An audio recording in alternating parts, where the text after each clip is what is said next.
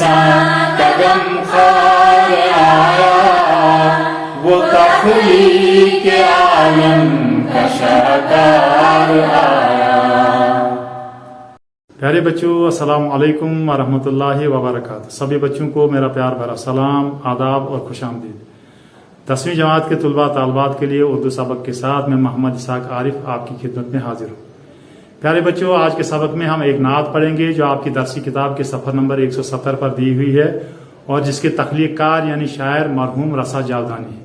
मरहूम रसा जावदानी के हालात ज़िंदगी और उनके अदबी खिदमात के बारे में एक वीडियो में पहले अपलोड कर चुका हूँ और सिंफ़ अदब में नात किसे कहते हैं इस बारे में भी एक वीडियो में आपके साथ शेयर कर चुका हूँ।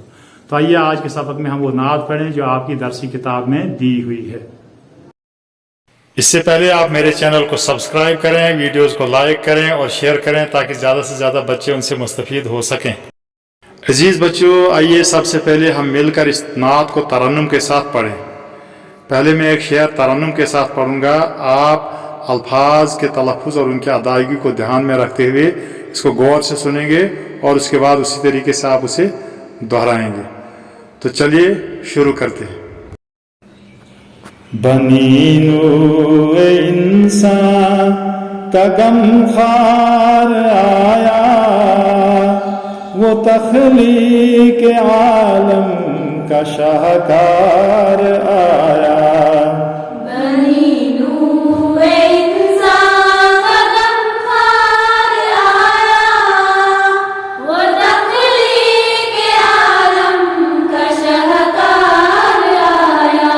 वो नबियों का सरताज सरदार आया, खुशंदाम आया, खुशतवार आया। वो नबियों का सरताज सरदार आया, खुशंदाम आया, खुशतवार आया। तू आया तेरे आने की आरज़ू थी, निगाहों को बस तेरी ही जुस्तजू थी। तू आया तेरे आने की आरज़ू थी, निगाहों को बस तेरी ही जुस्तजू थी। तू ए अब्र रहमत जो दुनिया में आया, शरफ आदमो आदमियत ने पाया। तूने अब्र रहमत जो दुनिया में आया, शरफ आदमो आदमियत ने पाया। तू वो सर्व कामत नहीं जिसका साया, मगर बन के रहमत तू आलम पे छाया। तू सर्व कामत नहीं जिसका साया, मगर बन के रहमत तू आलम पे छाया। कदम तेरा जब से पड़ा है ज़मीं पर, ज़मीं फौक रखती है अर्शे बरी पर। कदम तेरा जब से पड़ा है ज़मीं पर, ज़मीं फौक रखती है अर्शे बरी पर। पयाम आशिकी का है कुरान तेरा, हुआ जागज़ी दिल में फरमान तेरा। पयाम आशिकी का है कुरान तेरा, हुआ जागज़ी दिल में फरमान तेरा। करम हर किसी पर है यकसान तेरा, है धरती के कंधों पे एहसान तेरा। करम हर किसी पर है एहसान तेरा, है धरती के कंधों पे एहसान तेरा।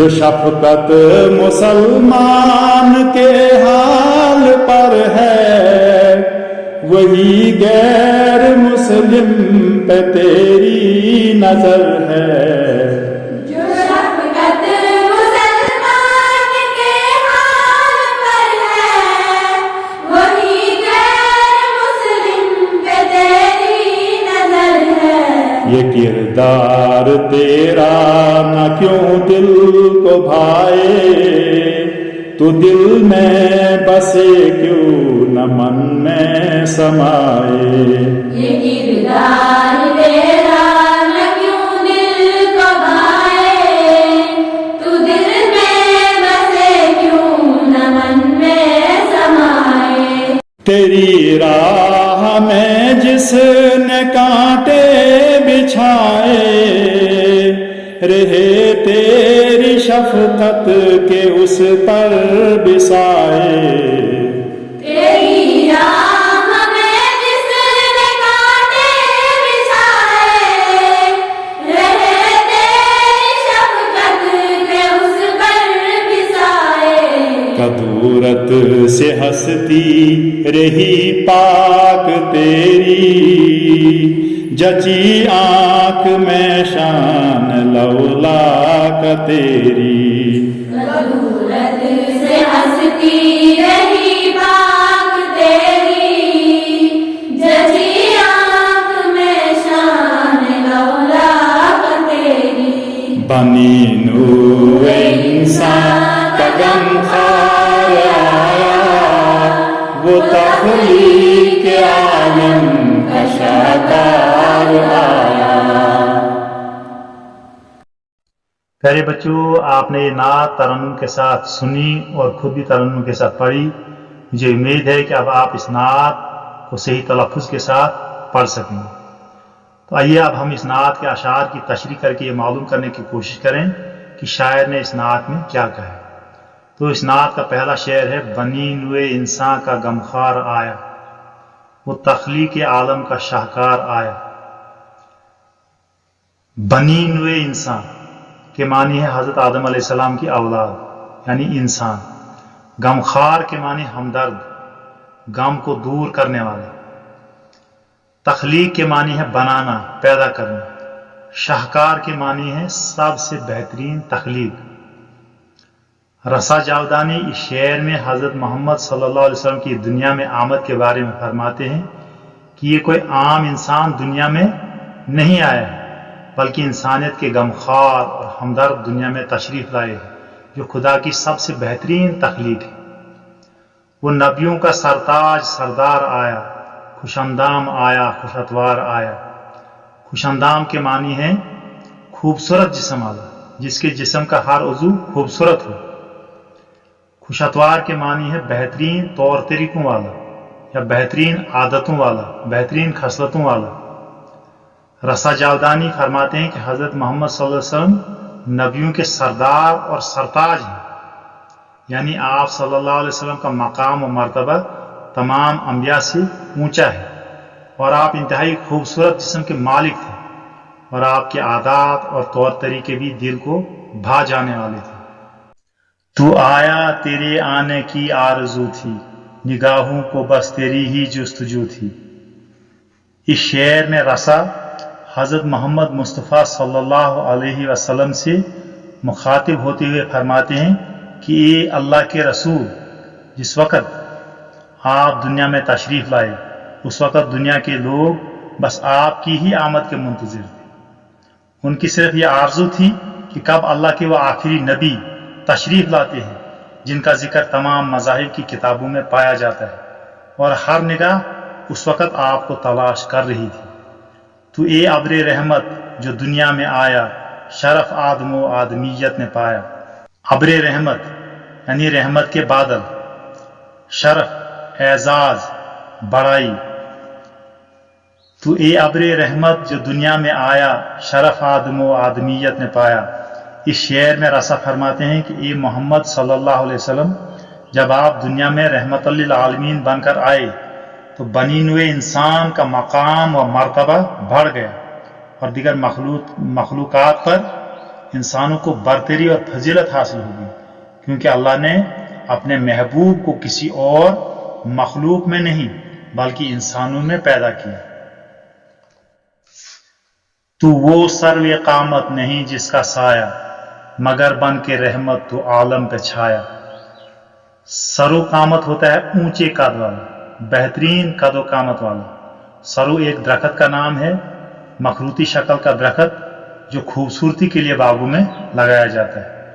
تو لمبے قد کے خوبصورت انسان کو سرو قامت انسان کہا جاتا ہے۔ تو رسا جاودانی فرماتے ہیں کہ اے اللہ کے نبی صلی اللہ علیہ وسلم، آپ کی ذات ایسی بلند قامت ذات ہے جس کے خوبصورت جسم کا اگرچہ کوئی سایہ نہیں تھا، مگر آپ کی رحمت کا سایہ پوری دنیا پر چھا گیا، اور صرف انسان ہی نہیں بلکہ اللہ کی تمام مخلوق آپ کی رحمت سے مستفید ہوئی اور آج بھی ہو رہی۔ قدم تیرا جب سے پڑا ہے زمین پر، زمین فوق رکھتی ہے عرش بری پر۔ فوق کے معنی ہے برتری، شرف۔ عرش بری وہ آسمان جہاں اللہ تعالیٰ کا تخت ہے۔ شاعر رسا جاودانی شعر میں فرماتے ہیں کہ اے محبوب خدا، جب سے آپ صلی اللہ علیہ وسلم کا قدم اس زمین پر پڑا ہے تب سے زمین کو عرش بری پر فضیلت حاصل ہو گئی۔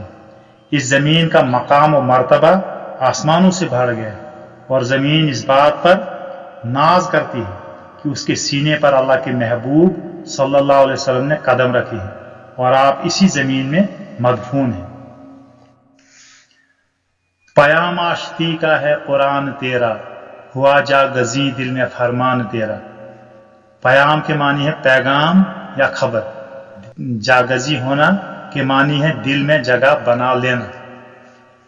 اس شعر میں رسا فرماتے ہیں کہ اے نبی رحمت صلی اللہ علیہ وسلم، اللہ پاک نے قرآن کی شکل میں جو اپنا کلام آپ پر نازل فرمایا وہ امن و آشتی اور محبت و بھائی چارے کا پیام ہے، اور آپ صلی اللہ علیہ وسلم کی احادیث لوگوں کے دلوں میں جاگزی ہو گئی، یعنی آپ صلی اللہ علیہ وسلم کی تعلیمات نے لوگوں کے دلوں میں جگہ بنائی۔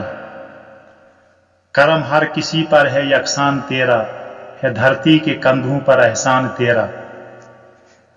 کرم کے معنی ہے مہربانی، دھرتی ہے زمین۔ رسا جاودانی شعر میں فرماتے ہیں کہ اے اللہ کے نبی، آپ کا کرم اور مہربانیاں ہر کسی پر یکساں ہے، اور آپ صلی اللہ علیہ وسلم نے کسی کے ساتھ بھی کوئی امتیاز نہیں برتا۔ خدا کی اس دھرتی یعنی زمین اور اس میں بسنے والے انسانوں پر آپ کے بے شمار احسانات ہیں۔ جو شفقت مسلمان کے حال پر ہے وہی غیر مسلم پر تیری نظر ہے۔ شفقت کے معنی ہے مہربانی، الفت، محبت۔ رسا نعت کے شعر میں فرماتے ہیں کہ آپ صلی اللہ علیہ وسلم جس محبت اور شفقت کے ساتھ مسلمانوں کے ساتھ پیش آتے تھے اور مسلمانوں پر آپ کی جیسی مہربانی رہی ہے، بالکل اسی شفقت اور محبت کے ساتھ آپ غیر مسلموں کے ساتھ بھی پیش آتے تھے۔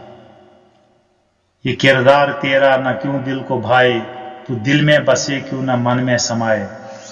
رسا فرماتے ہیں کہ اے اللہ کے رسول، آپ کا یہ خوبصورت کردار اور آپ کا یہ بہترین اخلاق بھلا لوگوں کو کیوں نہ پسند آتا، اور کیوں نہ آپ صلی اللہ علیہ وسلم لوگوں کے دلوں میں گھر کر جاتے، جبکہ دنیائے انسانیت میں آپ جیسا اعلیٰ کردار اور بہترین اخلاق والا کوئی اور انسان دیکھا ہی نہیں۔ تیری راہ میں جس نے کانٹے بچھائے، رہے تیری شفقت کے اس پر بھی سائے۔ رسا فرماتے ہیں کہ ایک خوبصورت اخلاق اور کردار والے نبی آپ صلی اللہ علیہ وسلم نے اپنے دشمنوں کے ساتھ بھی بہترین سلوک کیا، اور جو آپ صلی اللہ علیہ وسلم کو تکلیف پہنچانے کی خاطر آپ کے راستے میں کانٹے بچھایا کرتے تھے، ان پر بھی آپ کی شفقت کا سایہ رہا۔ آپ صلی اللہ علیہ وسلم نے ان کی برائی کا بدلہ بھی بھلائی سے دیا اور ان کو معاف کر دیا۔ قدورت سے ہستی رہی پاک تیری، جچی آنکھ میں شان لولا کا تیری۔ قدورت کے معنی ہے دل کا غبار، دل میں میل رکھنا، رنجش، عداوت۔ ہستی کے معنی ہے زندگی، شخصیت، ذات۔ شان لولاک یعنی حضرت محمد صلی اللہ علیہ وسلم کی شان یا عظمت۔ رسائی شعر میں فرماتے ہیں کہ آپ صلی اللہ علیہ وسلم کی ذات حسد، بغض، عداوت، دشمنی اور رنجش وغیرہ سے ہمیشہ پاک رہے. آپ کا پاک دل کبھی بھی کسی کی دشمنی میں میلا نہیں ہوا. آپ صلی اللہ علیہ وسلم کی شان لولاک ہر دل کو بھا گئی اور ہر آنکھ میں جچنے لگی. پیارے بچوں، یہ اس نعت کے اشعار کی تشریح تھی. مجھے امید ہے کہ آپ نے ان سب باتوں کو ذہن نشین کر لیا ہوگا. اب آپ کی درسی کتاب میں اس نعت کے آخر پر کچھ سوالات دیے ہوئے ہیں. ان سوالات کے جوابات آپ نے کیسے لکھنے ہیں وہ میں یہاں آپ کو بتا رہا ہوں. تو پہلا سوال ہے، حضرت محمد صلی اللہ علیہ وسلم کیا پیغام لے کر آئے؟ اس کے جواب میں آپ نے لکھنا ہے کہ حضرت محمد صلی اللہ علیہ وسلم اہل جہاں کے لیے امن و آشتی اور حق کا پیغام لے کر آئے. سوال نمبر 2 ہے، شاعر نے کیوں کہا ہے کہ تو وہ سرو قامت نہیں جس کا سایہ، مگر بن کے رحمت تو عالم پہ چھایا. بعض روایات میں آیا کہ حضرت محمد صلی اللہ علیہ وسلم کے پاک جسم کا کوئی سایہ نہیں تھا. اسی لیے شاعر رسا جاودانی نے شعر میں کہا ہے کہ حضرت محمد صلی اللہ علیہ وسلم کے جسم کا سایہ نہیں تھا مگر ان کی رحمت کا سایہ پوری دنیا پر چھا گیا. سوال نمبر 3 ہے، تشریح کیجیے.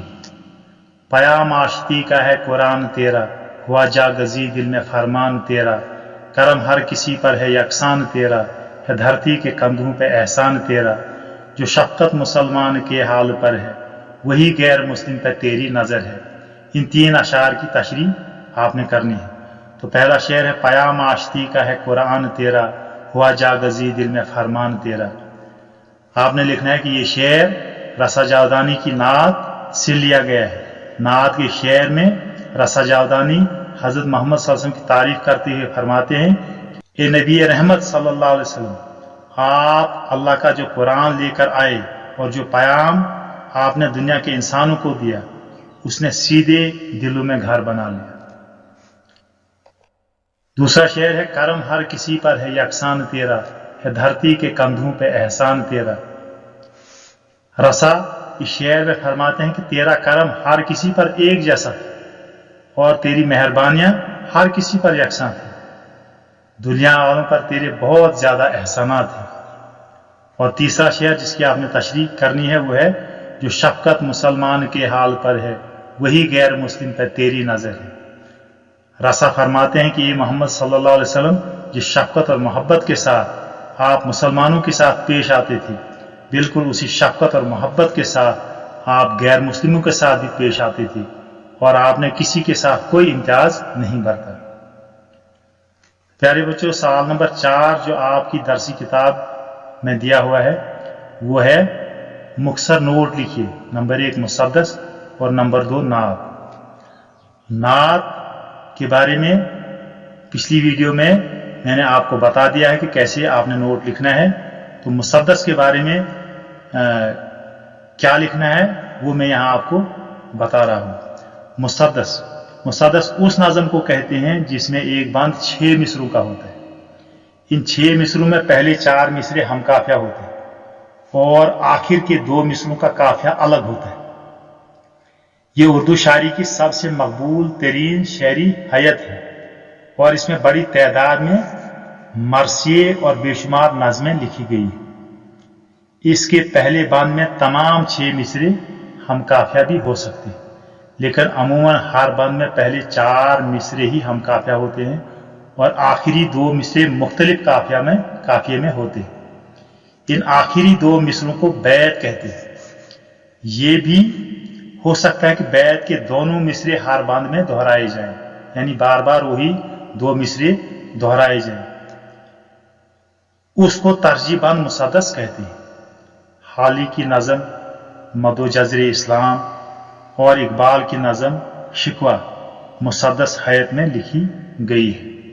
پیارے بچوں، اسی کے ساتھ آج کا یہ سبق اختتام پذیر ہوتا ہے. اگلے سبق کے ساتھ میں آپ کی خدمت میں پھر سے حاضر ہوں گا. تب تک کے لیے خدا حافظ. انسان کا غمخوار آیا، وہ تخلیق عالم کا شاہکار آیا.